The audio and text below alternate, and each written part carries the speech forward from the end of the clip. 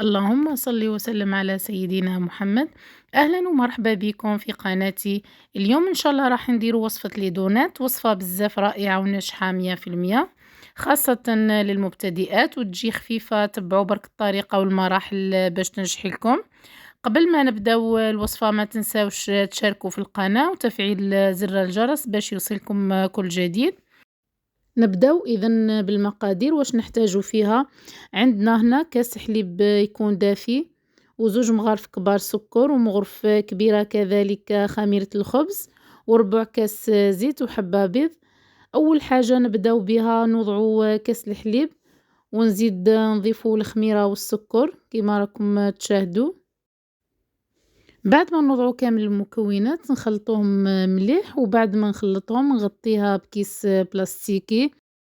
هنا سر نجاح لي دونات، هذه الخطوة لازم تقوموا بها. في الأول هي أنكم تخلوا الخميرة تتفاعل مليح مدة 10 دقائق باش تنجح لكم لي دونات تاعكم.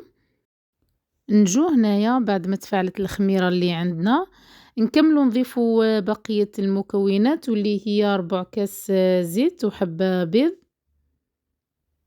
وزد ضفت ربع مغرف كبيرة فاني، ونصف مغرف صغيرة ملح لتعديل الذوق، وضفت كذلك مبشور الليمون ولا البرتقال اللي عندكم. هنا خلطوا هذه المكونات مليح حتى يتجانسوا عندنا.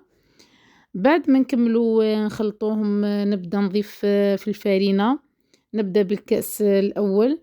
طبعا الفارينة كنت غربلتها من قبل.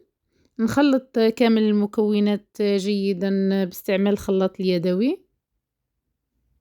راح نبدا نضيف في الكاس الثاني كما كنتوا تشاهدوا هنا. راح نستعمل يدية، ونواصل نضيف الفارينة تدريجيا حتى نتحصل على القوام المناسب. بالنسبة لهذه الوصفة راح تديلكم حوالي 3 كؤوس وربع تاع الفارينة، لكن كما تعرفوا كل فارينة والنوعية تاعها شحال تشرب كمية تاع السوائل. هنا كنت حطيت العجين في مكان العمل كما راكم تلاحظوا. نعجنوها مدة دقيقتين.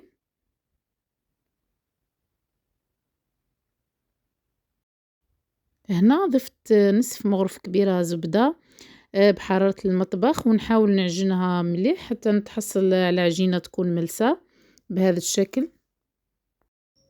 اذا العجينة راهي واجدة. راح نجيب إناء مدهون بشوية تاع الزيت، ونحط العجينة تاعي في هذا الإناء، ونغطيها بكيس بلاستيكي، ونخليها تخمر في غرضها مليح، يعني حوالي ساعة ولا ساعة ونصف هكذا باش لي دونات يجوكم ناجحين من أول تجربة. هنايا بعد مرور حوالي ساعة كما راكم تشاهدوا تضاعف حجم العجينة، وهذا كذلك سر من أسرار الدونات أنكم تخلوها تخمر مليح. نوضعوا العجينة في سطح العمل اللي كنت رشيته بكمية مليحة تاع الفارينة باش ما يلصقولناش الدونات كيف نجو نرفدو فيهم، والشكل تاعهم ثاني يتغير. هنا سمك العجينة لازم يكون 1 سنتيم كما راكم تشاهدوا، ما فتحتش العجينة بزاف. وهنا عندي هذا الطابع المتواجد في كل بيت تقدروا تخدموا به، والشكل اللي في الوسط نقطعوه بقمح حلواني ولا اي بوشون كان عندكم، واذا كان متواجد طابع لي دونات كان افضل.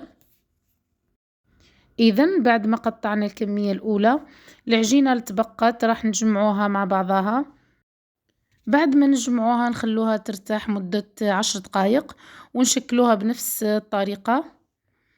أما بالنسبة للحبات اللي شكلتهم وضعتهم في صينية كنت فرشتها بورق الطهي باش ما يلصقوناش حبات لي دونات، وراح نغطيهم بطرشون أو بغلاف بلاستيكي، ونخليهم حتى يتضاعف الحجم تاعهم. إذن بعد مرور حوالي 10 دقائق رايحين نبداو نقلو في لي دونات تاوعنا كيما راكم تشاهدوا. أما بالنسبة للزيت لازم يكون غزير ودرجة الحرارة تكون متوسطة، لأنه النار لما تكون قوية لي دونات ما يطيبوش من الداخل. راح نخلي الدونات يطيبوا من الجهتين، ويدوا هذا اللون الذهبي الرائع. راح نكمل نطيب كامل الكمية بنفس الطريقة. بعد ما يطيبوا راح نحطوهم على ورق المطبخ ونخلوهم يبردوا جيدا، ومن بعد نديروا لهم التزيين. هنا كانت عندي شوكولاتة طلي، كنت خففتها بملعقة تاع الزيت. راح نجيب الحبة الأولى تاع الدونات، نغلفها جيدا بهذيك الشوكولا ونوضعها في سطح العمل ونزينها، والتزيين طبعا دائما يبقى اختياري. وفي الأخير هذه هي النتيجة النهائية تاع الوصفة لنهار اليوم، يعني الدونات جات من أروع الوصفات شكلا ومذاقا. نقسموا هنا الحبة الأولى باش تشوفوا ما جاتش فيها ولا قطرة تاع الزيت. وأيضا الدونات تاعنا جونا بزاف خفاف، وهذه هي النتيجة أمامكم. وإذا عجبتكم الوصفة ضغطوا على زر اللايك والاشتراك في القناة.